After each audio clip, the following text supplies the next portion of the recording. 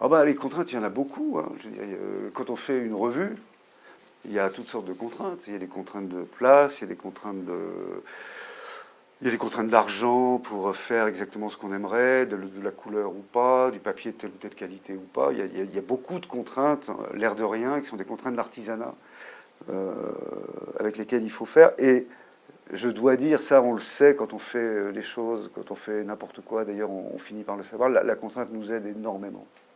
Et très souvent on invente des choses parce qu'il nous manque quelque chose. Et ce manque, voilà, c'est vraiment le ressort euh, de, de, de ce à quoi les autres ne pensent pas parce qu'ils n'ont pas besoin d'y penser. Donc on invente des choses en permanence avec ces contraintes. Sinon, la contrainte à laquelle on accepte volontiers de se soumettre, c'est la contrainte de l'imaginaire. Je pense que c'est une différence entre cette revue et beaucoup d'autres, pas toutes, on n'est pas les seuls, mais beaucoup d'autres.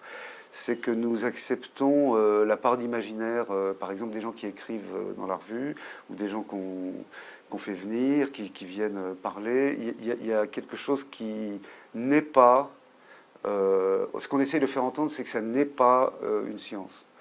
Et puisque le baromètre permanent, je veux dire le référent permanent de tout le monde pour tout, c'est qu'il faut que les choses soient scientifiques. Et je pense profondément que c'est une erreur, que cette civilisation a tort de croire que c'est un référent universel.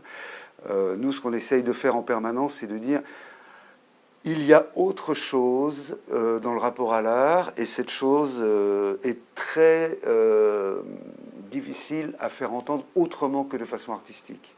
C'est-à-dire que quelqu'un qui parle d'art vraiment et profondément, il doit faire de l'art en parlant.